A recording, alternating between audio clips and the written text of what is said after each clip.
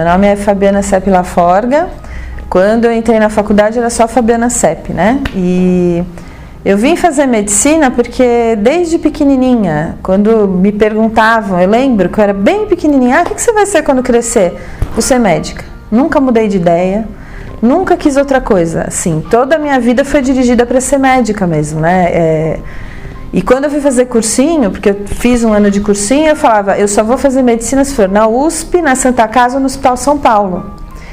E foi pra cá que eu vim, foi aqui que eu caí e eu não me imaginava fazendo outra coisa. E mesmo hoje que a minha carreira deu uma guinada um pouco para uma área administrativa, ainda assim existe aquela vocação de olhar pelo paciente, de pensar no paciente, é uma coisa inata. Eu não saberia, acho que eu não sei, eu nunca pensei em fazer outra coisa, nem para ser rebelde. Eu sempre pensei em fazer medicina. Nunca mudei de ideia, desde pequenininha.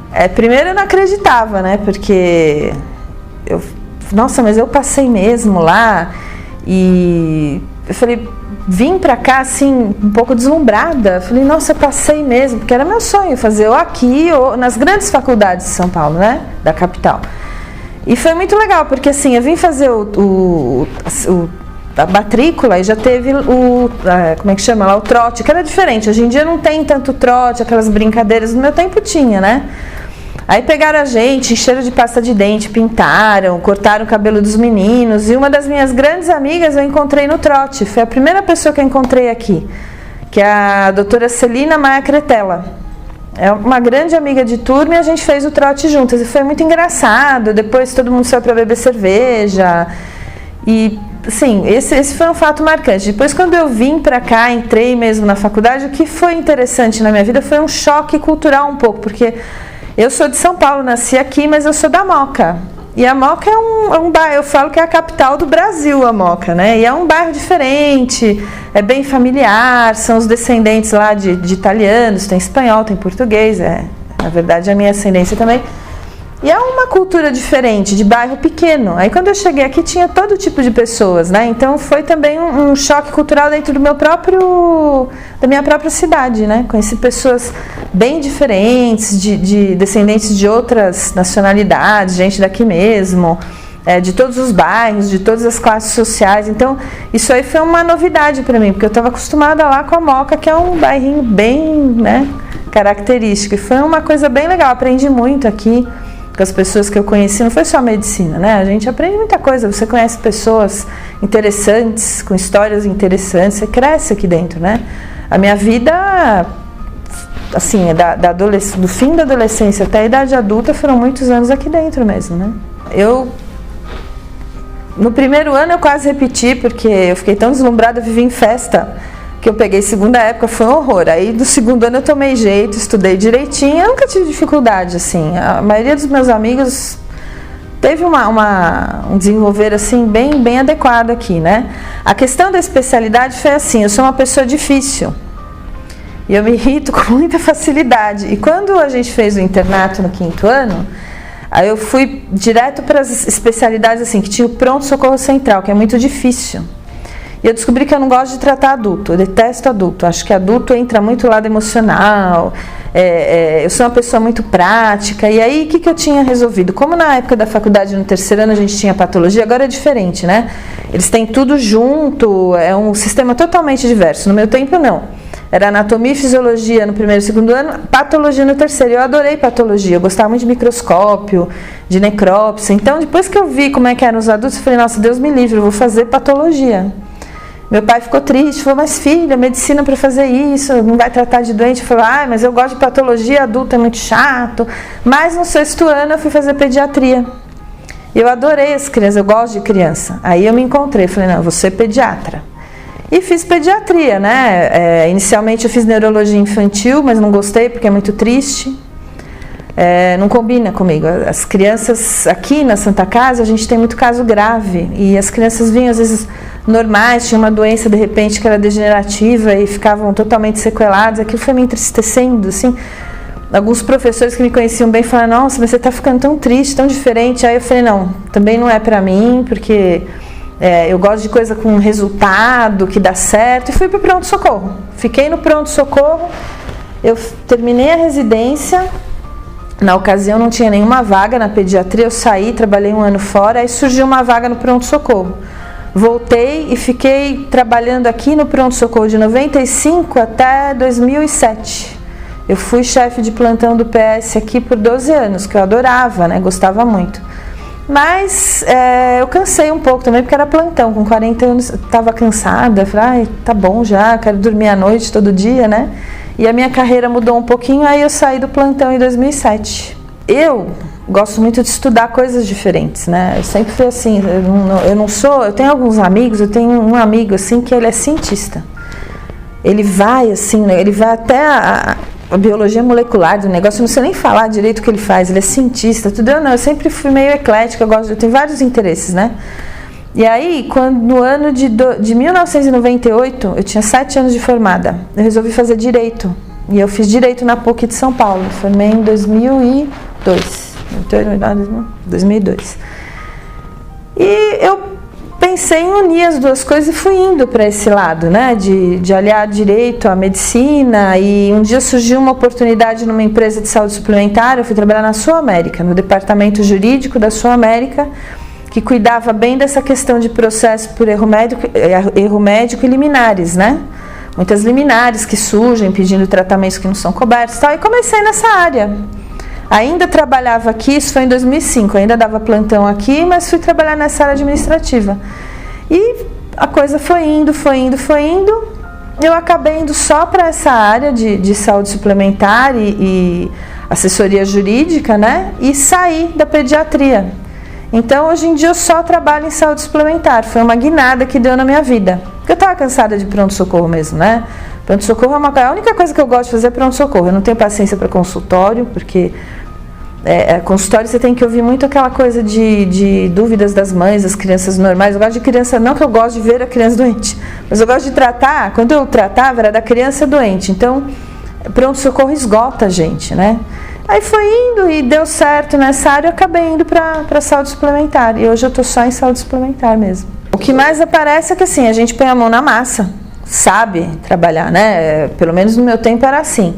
A gente tinha que trabalhar, tocar o serviço, porque aqui é muita coisa, é muita gente doente, é um lugar muito complexo, né? De alta complexidade.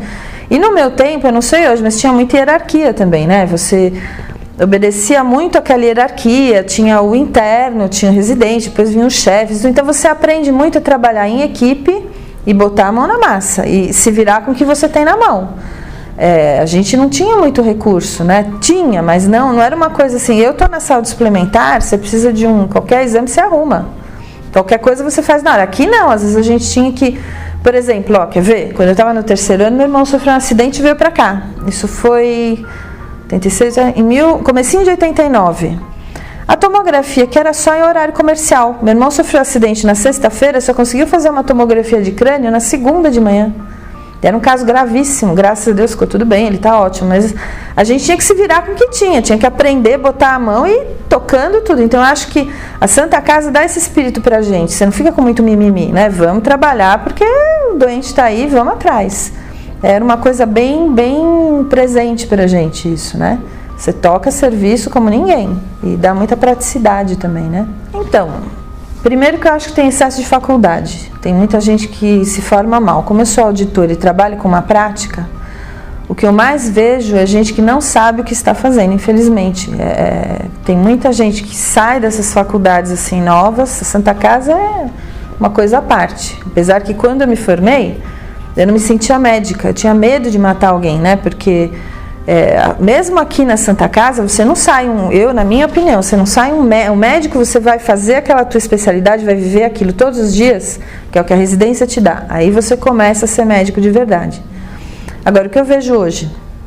Uma série de faculdades bem deficitárias, né, que não tem uma formação boa, solta lá o profissional no mercado, ele tem um CRM na mão, não consegue ou não quer fazer uma residência e sai dando plantão por aí. E a gente vê muita coisa, a minha preocupação é essa, né? Excesso de exame, o pessoal pede muito exame porque não sabe mais examinar, não sabe mais tirar uma história, pede muito exame, não sabe interpretar. Felizmente, o que acontece? Muitas vezes a doença é autolimitada. né? Eu tinha o Dr. Júlio Tuporovski, que era meu professor de pediatria aqui, o grande Dr. Júlio, né? Que ele dizia que, felizmente, a criança vai bem com, sem ou apesar do pediatra. Então, uma grande parte das doenças são autolimitadas, mas o que a gente vê é que, às vezes, um paciente que realmente precisa de um diagnóstico, não tem. Eu vejo muito isso porque eu faço uma prática, né? Muita perícia. Então, eu acho que o futuro da medicina no Brasil é bem preocupante por causa disso. Eu espero nunca cair na mão de uma pessoa que não sabe o que está fazendo no pronto-socorro, mas a gente não sabe, né? Me dá alguma coisa na rua, eu vou parar na mão de alguém que não sabe o que está fazendo. Então, o que eu diria para os meninos daqui? Que eles têm que agradecer muito, porque eles estão num hospital maravilhoso que dá condições para eles aprenderem. Então, eles têm que estudar muito e se aperfeiçoar, fazer residência e tentar aprender medicina de verdade, porque mesmo com todo esse monte de exame, nada substitui o contato com o paciente. Você tem que olhar para o paciente, conversar, ouvir, examinar, coisa que a gente não vê tanto hoje, né? A maior queixa dos pacientes, assim, mesmo por ser saúde suplementar, eu também respondo muita queixa.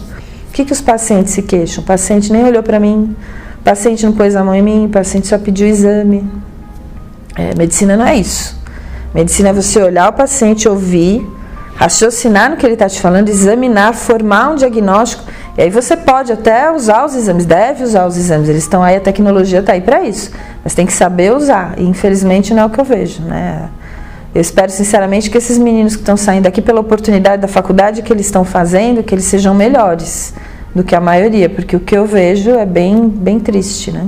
São os casos que não dá para acreditar. Às vezes eu comento com os meus amigos de turma, a gente tem um grupo de WhatsApp, eu falo, olha o que me caiu na mão, né? São umas coisas assim que você fala, mas de onde saiu isso? Então eu acho preocupante. É muita tecnologia e pouco contato humano. Pouca prática, né? O pessoal pede exame. O exame não resolve, né? O exame pode dar um falso negativo, um falso positivo. Então a preocupação é essa. Por outro lado, a questão dos softwares, das plataformas digitais. Eu tenho a impressão que quem não se preparar para isso vai ficar um pouco para trás, né? Não tem jeito, você não tem como lutar com a tecnologia está aí. Tem exames que o computador lauda melhor do que a pessoa humana. Tem um exame que chama tomografia de coerência óptica, que é uma tomografia do fundo do olho. O software lauda melhor do que o próprio oftalmologista, do que o próprio médico que está vendo. Então, a tecnologia é uma viagem sem volta. Quem não embarcar nisso, quem não se adaptar, vai ficar para trás. Eu acho que é importante, e um conselho que eu daria, né? Quem tem, por exemplo, eu acabei indo para essa área administrativa, porque eu também tenho muita aptidão com questão de leis, de ler, escrever. Quem tem alguma aptidão com essa questão de tecnologia deve investir, porque o futuro é esse aí que todo mundo está vendo, né? O que eu diria para os meninos, assim, que seria um conselho, né? Tem que olhar, se conhecer e saber qual que é a sua habilidade. Eu não tenho paciência e eu sou uma pessoa muito prática, muito rápida, então rapidamente eu já identifiquei que eu não daria certo, por exemplo, sendo uma médica de adulto, que eu não daria certo tendo um consultório, porque eu não tenho paciência. Eu sempre identifiquei bem o que eu sou boa. No PS eu era imbatível mesmo. Nossa, eu tocava esse PS aqui que era uma maravilha, porque eu sou rápida, prática, sem muito mimimi. Então, o que eu diria para esses meninos? Olhem para si, não tentem forçar uma coisa que vocês não vão dar certo. Por exemplo, eu fui fazer neurologia, até hoje eu não sei porque eu fiz neuropediatria, acho que era um pouco de megalomania, porque era uma coisa assim difícil, complexa, a neurologia é muito complexa, né? E eu fui fazer, e não tinha nada a ver comigo, foi uma falha, assim, nesse percurso eu escolhi mal. Depois eu fui para o pronto-socorro e me encontrei, depois aí fui fazer direito e me encontrei também. Então eu diria para eles, foquem no que vocês são melhores, se conheçam, vejam bem, não vão tentar fazer uma coisa que não casa bem com você, porque vocês vão perder tempo igual eu perdi na neuropediatria. Acho que é o que eu diria para eles. E foco na tecnologia, estudem muito, ouçam os pacientes, tem que ouvir o que o paciente fala, né? Você não pode só achar que você sabe tudo, esse é um erro muito comum. Eu sou médico, eu sei o que eu estou fazendo. Não. Se houver tempo, depois se tiver utilidade, uma vez aconteceu uma coisa comigo, eu estava lá na pediatria na reta, eu era R2, na residência ainda, e tinha uma criança que ele tinha tido uma doença que teve que tirar quase o intestino todo do nenê. Ele tinha mais de um ano, pesava 3,5 kg. Era uma criança muito grave, que estava lá aos trancos e barrancos e tudo, e a mãe me conhecia, porque a gente ia na cirurgia infantil, às vezes, para ver as crianças de lá. A mãe me chamou no plantão e falou: doutor, meu filho vai morrer. Eu falei: por que a senhora acha que ele vai morrer hoje? Porque ele está rindo para os anjinhos, doutor, ele nunca riu. Era uma criança tão sofrida que nunca tinha rido na vida, em um ano e pouco. Aí eu fui lá ver, não é que ele estava rindo. Se eu tivesse falado para ele, imagine se a besteira não tivesse ido lá. Não era, ele estava em tetania, ele estava com o cálcio dele, estava tão baixo, porque ele não comia, não absorvia. O cálcio dele foi lá para o pé, ele estava assim, ó, de falta de cálcio. Aí a gente identificou, tratou, ele durou, coitadinho, acabou morrendo, mas não morreu naquele dia. Por quê? Porque a gente escutou a mãe. Ele está rindo para os anjinhos, doutor, ele vai morrer. Não era tetania, coitado. Então você tem que ouvir, ouça, olha para o paciente, enxerga o paciente. Uma vez eu fiz um diagnóstico eu era R1, mas eu vi vindo o menininho para minha sala, mancando, com cara de dor e cor de tijolo. Eu falei: isso é leptospirose. Porque eu olhei para o menino entrando, antes dele entrar eu já sabia. Aí eu falei para ele: você estava em alguma enchente, passou por enchente? A primeira coisa que eu perguntei ele: tive numa enchente, era leptospirose. A gente às vezes só de olhar faz, se souber faz um diagnóstico. Olha para o paciente, ouve o paciente, né? Não se ache sabedor de tudo, porque você não é. Tá certo? Eu acho que o meu conselho seria esse, assim.